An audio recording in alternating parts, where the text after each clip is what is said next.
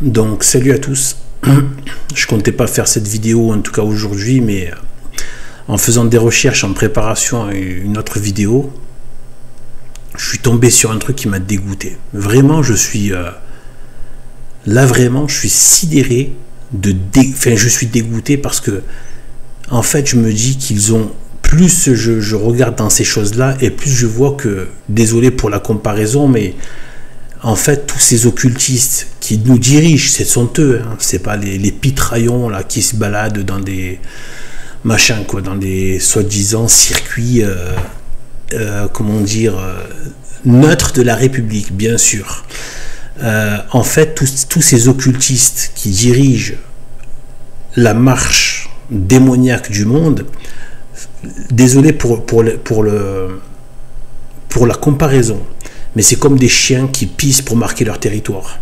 En fait, ils passent leur temps à faire pipi et à marquer le territoire du démon, en fait. Vous voyez, c'est le reptile qui fait pipi, en fait, et qui urine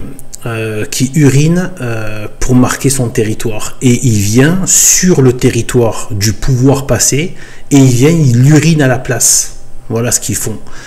Et j'ai remarqué ça. D'ailleurs, je vous invite à chacun, à tous, d'ouvrir un peu les yeux. Moi, j'ai remarqué ça, mais j'ai pas encore fait de véritable liste.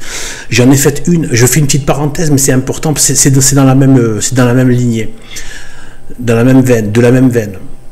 J'avais fait un truc sur Arles, qu'ils ont mis comme par hasard un obélisque juste en face. Il me semble que c'est une cathédrale. Comme par hasard, regardez bien, souvent à côté de lieux de culte, il y a des symboles républicains. Juste en face. Regardez bien. J'ai vu ça. Regardez dans d'autres villes. J'ai l'impression qu'ils ont fait vraiment exprès de faire ça. En fait, c'est comme c'est le démon, c'est le caméléon qui vient faire pipi pour marquer le territoire, en fait, et pour dire que maintenant le territoire c'est à lui. Voilà, je pense que c'est ça. L'image est très triviale, mais n'empêche, elle dit bien ce que c'est.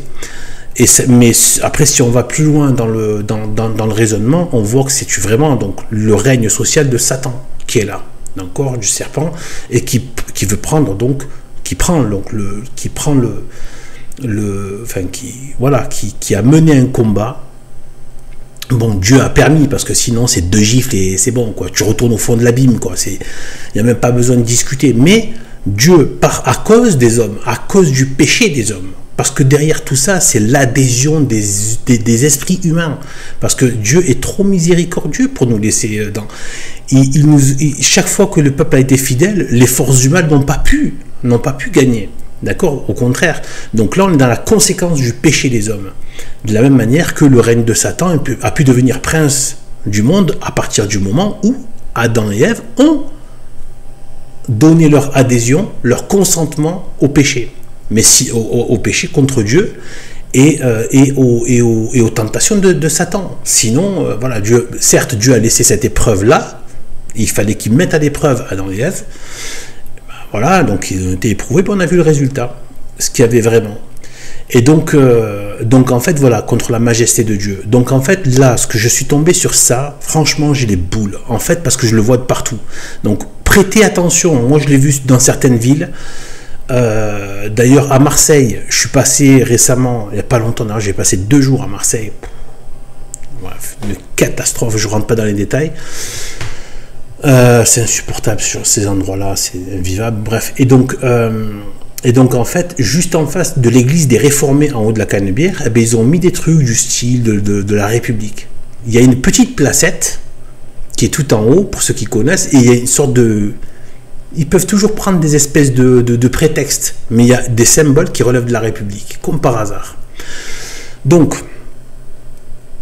là, donc au sud de Notre-Dame de Paris, comme quoi c'était bien une cible, et ça l'est toujours, et maintenant c'est terminé. Maintenant qu'ils ont brûlé, c'est fini. On peut dire que c'est terminé. Le truc, l'état de la grâce, c'est fini. Ce qui s'est passé là, c'est un divorce, c'est terminé. Si on réfléchit vraiment à ce qu'il y a là, c'est grave, c'est gravissime. Il ne faut pas oublier que le temple, en 70, prévu, dont la destruction a été prévue par Jésus-Christ, et ça c'est une prophétisée, et ça a été, les évangiles ont été écrits bien avant 70, et ça s'est avéré, donc voilà, ils l'ont pas écrit après 70, alors que donc ça prévoyait la destruction de l'église, du temple de Jérusalem. Quand Jésus-Christ a dit, il ne restera pas ici pierre sur pierre qui ne soit renversée. Eh bien en fait ça a été fait par le feu. Il ne faut pas oublier qu'il y a eu le feu. Ils ont utilisé le feu pour détruire le temple. Eh bien en fait là c'est signe d'un divorce. Il y a quelque chose, et Dieu l'a permis. Donc à un moment donné, si Dieu l'a permis, c'est que le grand désaveu de l'humanité est là, de son peuple n'est plus là. C'est le désaveu, le peuple qui désavoue son Dieu. D'accord ? Donc là, je dis une chose, là c'est la haine. Moi j'ai les boules là, parce que Notre-Dame de Paris, malgré tout, même si maintenant ils ont massacré le truc, en plus ils ont refait l'intérieur, j'ai vu quelques photos, j'ai même pas envie de regarder tellement ça fait mal au cœur. C'est immonde, c'est moderne, c'est dégueulasse quoi. Eh bien en fait, je veux même pas regarder. Pour moi c'est trop sacré, je veux pas voir désolé, je veux pas voir leur merde. Voilà, d'accord, leur merde moderniste. Donc en fait, là, ils ont donné au flanc sud, il y a un square qui s'appelait le square vous voyez, le square de l'archevêché. Ça s'est appelé comme ça depuis très longtemps. Et là, ils l'ont rebaptisé en 1970, donc tout récemment, du nom de Jean 23. C'est-à-dire celui qui a appelé et qui a lancé le processus de Vatican II, c'est-à-dire la destruction de l'Église catholique, de l'institution de l'Église catholique, puisque l'Église catholique, je le dis, je le répète, il faut le répéter, ce n'est pas uniquement la manifestation juridique et extérieure et institutionnelle. L'Église catholique, c'est le corps mystique du Christ. Et là, là, ça relève de la divinité. C'est intouchable pour l'homme. Mais oui, de la même manière, le temple de Jérusalem, c'était aussi un lieu sacré. Et pourtant, il a été atteint par les vicissitudes du péché et des hommes. D'accord ? Donc, à un moment donné, l'institution de l'Église catholique, eh bien, ça a été celui qui a été envoyé donc par les modernistes, par les communistes, par les francs-maçons, pour détruire, pour convoquer, donc mettre en place l'œcuménisme, c'est-à-dire la destruction et l'attaque du premier commandement, c'est-à-dire l'abomination de la désolation dans le temple. Et ça s'est confirmé par la suite, jusqu'à aujourd'hui. D'ailleurs, ce cafard de Bergoglio, dans la suite de Jean 23, etc., demande aujourd'hui, avec l'actualité, l'actualité du monde chrétien, son souci, c'est le dialogue interreligieux. Voilà, avec des gens qui veulent lui cracher. Enfin bref, même pas on parle de ce cafard. Donc en fait, Jean 23, cette tordure, communiste, franc-maçon, de loge, je sais pas s'il appartenait pas à une autre sorte de ces rosicruciens ou un truc comme ça. Donc les loges occultes qui ont mis pour détruire, comment dire, la transmission de la foi, de la vérité, pas la foi elle-même, mais la destruction des moyens de transmission donc de l'institution, donc du magistère, et même plus pire que ça avec les sacrements, etc. C'est-à-dire ils ont atteint la messe, etc., etc. Eh bien en fait ils ont mis, vous vous rendez compte, derrière donc au niveau dans le côté sud de Notre-Dame de Paris, ils ont donné le nom du destructeur de l'institution de l'Église catholique, et c'est pas fini. D'où vient ce nom Jean 23? Avant lui, ils ont repris un nom d'antipape. C'était tapé dans Google, Jean 23 antipape. C'était à l'époque du grand schisme d'Occident. Et il avait été reconnu que son élection avait été irrégulière, trafiquée. Il y a eu des trafics pendant ce gros trouble qu'il y a eu dans le grand schisme d'Occident. Et donc c'était un antipape. Il était considéré comme étant un antipape. Et en plus, il avait eu des mœurs scandaleuses. Et il n'est même jamais revenu sur ses forfaitures. Il a été irréductible sur sa prévarication, sur son côté mauvais. Jean 23 est celui qui a appelé celui qui a appelé Vatican II pour détruire l'institution de l'Église catholique, c'est celui de l'époque donc du grand schisme d'Occident, un nom d'antipape, donc d'antipape, de l'époque du grand schisme d'Occident, mal élu avec des trafics et avec des mœurs scandaleuses. Déjà donner le nom, aller prendre un nom scandaleux pour nommer quelqu'un.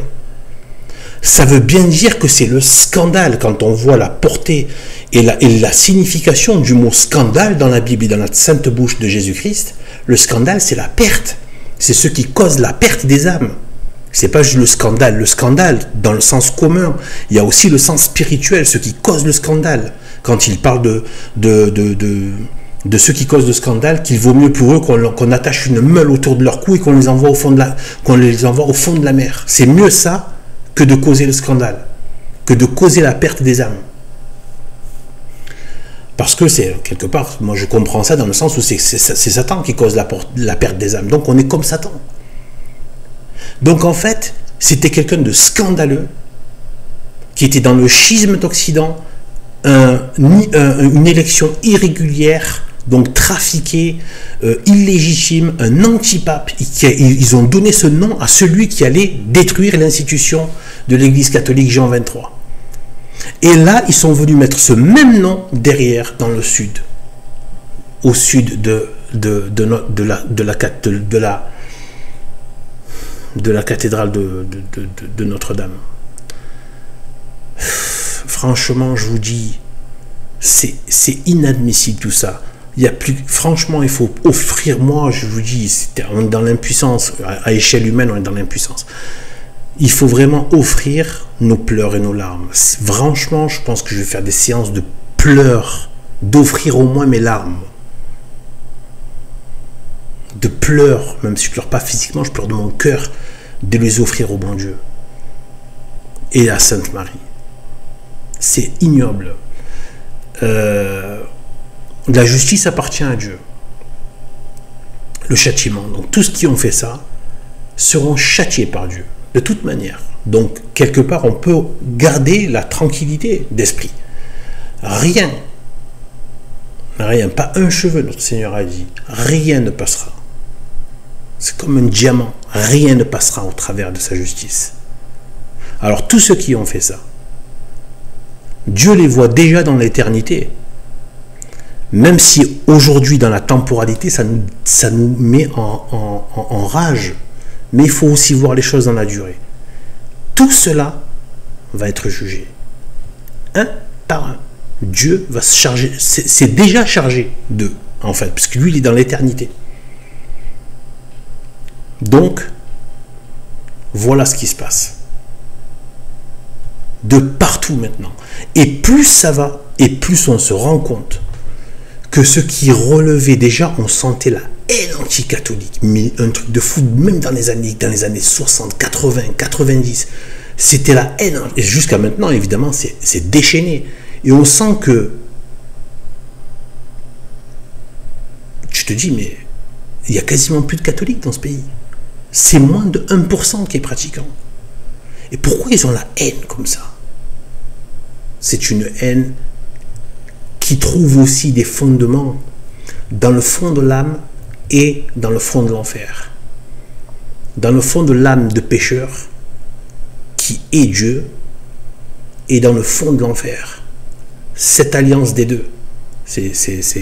Le mal a pu venir sur terre par le concours des deux, de Satan et du péché d'Adam et Ève. Et ensuite le péché des hommes, qui malgré les grâces de Dieu, pour tendre vers le bien, ils ont tendu vers le mal. Eh bien, voilà, je voulais juste manifester ça, je suis dégoûté. Je suis dégoûté de voir ça, d'apprendre ça dans le cadre de certaines recherches que je fais, d'avoir vu Jean 23 derrière, juste à côté, qui borde, en bordure, au sud de Notre-Dame de Paris, Jean 23, le destructeur. Ils ont osé, ceux qui ont donné ce nom, ils ont osé. Vous voyez ce qu'ils ont fait? Ils ont signé le truc. Ils ont envoyé leur agent, ils ont mis le nom de leur agent, qui n'était évidemment pas catholique. C'est immonde. On est vraiment dans des temps apocalyptiques. Et gardez la foi. Gardons la foi. C'est dur et ça va être encore plus dur pour nos enfants. C'est pour ça que moi je suis très énervé quand j'entends il faut prier pour les ennemis, je sais pas quoi. Non, priez pour les catholiques, priez pour les enfants. Moi, ce qui me préoccupe le plus, ce sont les enfants et les jeunes catholiques qui doivent évoluer. Vous vous rendez compte, ils vont se porter le nom de catholiques dans ce contexte-là. Comment vous les formez? Comment vous les, tu vois? Comment vous les managez dans ce monde-là? Vous voyez comme c'est dur pour vous? Quand ils vont faire la moquerie dans les commentaires, la haine, les agressions, le rejet social, etc. Comment vous allez faire? C'est pas... Il faut être bisounours.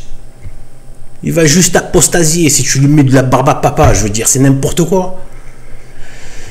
Donc en fait, voilà, donc je suis dégoûté de voir ça, ça me dégoûte, mais voilà, j'essaie de me rassurer un peu en disant, en sachant que Dieu, à l'échelle de l'éternité, donc infini, eh bien, il s'est déjà occupé de ces gens-là.